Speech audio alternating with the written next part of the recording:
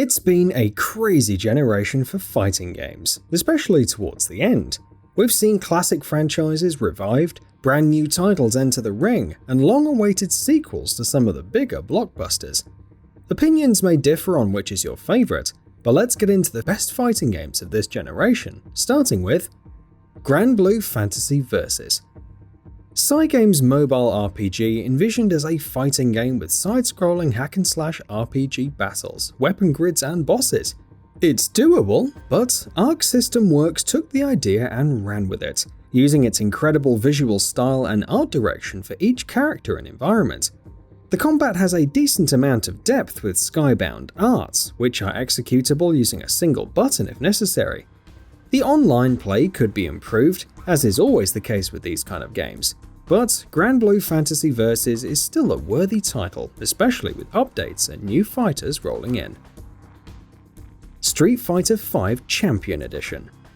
The Champion Edition encapsulates the entire life cycle of Street Fighter V. It has all of the classic characters, along with several interesting debuts, all of the costumes, and every stage.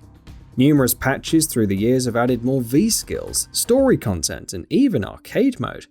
But this comes much after a game that was very flawed and bare bones at launch. Even online multiplayer continues to have problems.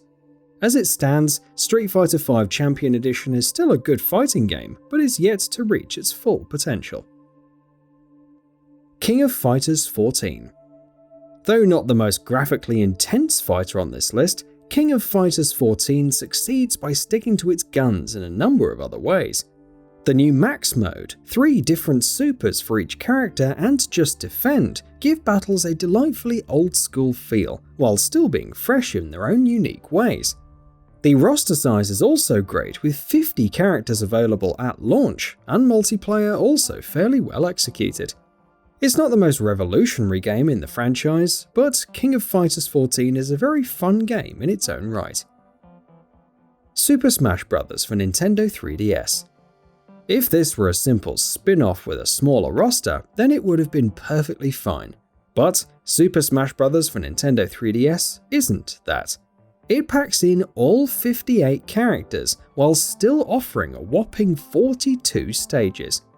The gameplay is faster, and while there's no adventure mode, we did get Smash Run, which offered a neat dungeon-light mode culminating in special races and battles. Given the limits of the Nintendo 3DS and all of the content on offer here, Super Smash Bros. On the handheld stands as a triumph of sorts. Injustice 2. It featured an excellent story mode, which showcased the incredible facial animations and visuals, while the new multiverse mode and gear provided new ways of customizing fighters. Tying specific styles to gear with low drop chances was a downer, and the RNG loot boxes may not be appreciated despite being easily farmed. However, Injustice 2 scores with its overall gameplay and mechanics, not to mention decent online play. Dragon Ball FighterZ. Let's be real, in terms of nailing the overall look and feel of the shows, while presenting that same high-speed combat and overwhelming sense of power, Dragon Ball FighterZ is a monumental success. Its single-button combos and Dragon Rush make it easy to jump into, but truly mastering character switching, assists, and counters will take some time. Though suffering from the outset due to limited options and modes, despite a fairly robust story mode, Dragon Ball FighterZ has expanded quite a bit since then, offering Z Assist Select and several new modes. It may not have the largest roster in Dragon Ball games, but Dragon Ball FighterZ certainly has the best combat and presentation of them all. Samurai Shodown. How do you bring a game like Samurai Shodown into the new generation? Simple. Spruce up the presentation with excellent visuals while retaining the same old-school gameplay. It's all about reading your opponent and predicting their next move, either knocking their weapon away or gaining your own back through superior positioning. Despite a base roster of only 16 fighters, with several more added for free or as paid DLC, each character is distinct and brings something interesting to the table. If you're keen on streamlined but still intensely brutal combat, Samurai Shodown may be the fighting game for you. BLAZBLUE Central Fiction. Equal parts visual novel and fighting game, BLAZBLUE's central fiction offers an end to the Azure saga while touting 35 fighters, each with suitably insane moves to master. These can be further augmented with overdrive, making unique abilities even more over the top and turning fights around when a fighter is weak. Then you have active flow, which charges based on one's aggression, and the special exceed excel. Despite the appealing visuals, BLAZBLUE's central fiction is suitably more hardcore than Arc System Works' other titles, but the sheer depth in its mechanics, not to mention the lengthy story mode, makes it worth checking out. Under Night In-Birth XE Late. Much like BLAZBLUE, Under Night In-Birth mixes a light novel narrative with combat for a meaty story mode. With 20 characters to choose from across a range of styles and crazy mechanics like Concentrate and Assault performed with the D-pad, you already have a compelling 2D fighter. However, there's also the crosscast Veil-Off, which can extend combos further and open up new special moves. XE Late balances each fighter and adds new moves, while introducing Londrekia the White Knight as a new fighter, refining the game even further. Super Smash Bros. For Wii U. Tripping and slipping attacks and no adventure mode tend to drag down this iteration of Smash Bros. Nevertheless, the amount of great stuff far outweighs the bad. Along with an extensive roster, including crazy new additions like Pac-Man, Shulk and Mega Man, with Cloud Strife, Ryu and Bayonetta being DLC, this was also the first time that 8 fighters could partake in a single battle. Gameplay refinements include ledge jumping, the return of pivoting, and overall faster movement compared to Brawl. There's also an extensive range of modes like Event Mode, Special Orders, Trophy Rush, Classic Mode, and much more, making it the best title in the series up till that point. SOULCALIBUR 6. SOULCALIBUR 6 felt appropriately like a homecoming, a return to a stage of history that was once thought lost. It features new and returning fighters with familiar movesets and mechanics like armor break, but the weapon-based combat is still second to none. Some of the newer additions like Reversal Edge and the new Soul Charge mix up combat, offering a bit more strategy, even as you battle against the urge to scream whenever suffering a ring out. Soul Chronicle mode is pretty forgettable, but Libra of Soul can be a decent pastime, especially with how good the customization is.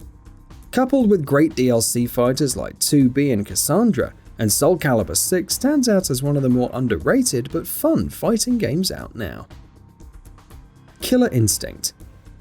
Ultra combos and combo breakers return with a whole host of new crazy mechanics like counter breakers, aerial recapture, and shadow moves. The sheer fast-paced nature of the combat, coupled with each of the 29 characters possessing awesome unique techniques, makes mastering them a blast. While some content may not be up to everyone's speed, like the ambitious Shadow Lords mode, online play is fantastic thanks to rollback netcode. Killer Instinct has come a long way, and even for those not super hyped about it, there's a lot to discover and love here. Super Smash Bros. Ultimate. Ultimate is a fitting title for this iteration of Smash Bros. It features a whopping 80 fighters, a hefty amount of stages, and several modes to get lost in, like the new Spirits mode. Despite how infuriating spirit battles can be initially, they have the potential for some truly wacky combinations. World of Light also serves as a good campaign, though not quite on the level of Subspace Emissary from Brawl. Yes, having trophies and actually decent online play would be nice, though Elite Smash is a very welcome addition. But this is still a great game, both for Switch players and fans of the series, with even more great things to come.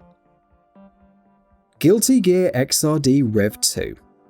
The very definitive version of Guilty Gear XRD features a roster of 23 playable characters, an extensive story mode, including After Story, which serves as an epilogue, and MOM mode for grinding out battles. But along with the stellar visuals and rocking soundtrack, it's the mechanical depth and satisfying combat that makes mastering each hero such a rewarding experience. Online play could be better, but in terms of responsive combat with its own incredible style and panache, Guilty Gear XRD Rev 2 is worth playing. Mortal Kombat 11. The Crypt and Towers of Time being super grindy at launch couldn't diminish the complexity or sheer spectacle that Mortal Kombat 11 has to offer. After a relatively underwhelming story in Mortal Kombat X, Mortal Kombat 11 knocks it out of the park with time travel shenanigans and pure nostalgia. The fighting mechanics have been refined as well, with offensive and defensive meters, striking a balance between footwork and combos. Each character has their own unique style and personalization, and each subsequent DLC character brought something cool to the game. With a semi-decent online mode on top of this, Mortal Kombat 11 reinvigorated the fanbase, even if its multiple currencies still feel odd. Tekken 7. Finding that right combination of speed, positioning, combos and personality in a fighting game's mechanics is tough, but Tekken 7 has pulled it off from day one. It's further succeeded by offering a decent story mode, extensive customization that's easy to unlock, and Treasure Battle, which sees you fighting against an endless stream of opponents with different conditions and cosmetic rewards. The roster is incredibly solid, boasting tons of diversity and feeling pretty balanced as a whole. You'll spend a long time exploring the depths of fighters' movesets and mastering the mechanics, but it's easy to get into. The presentation and sound design is equally top tier, and even if online play isn't particularly amazing, Tekken 7 stands out among this generation of fighters. And that wraps it up. If you like what we're doing, please consider subscribing to our channel. We upload new videos daily, so make sure you don't miss them by subscribing. We appreciate your support, and we thank you for checking us out.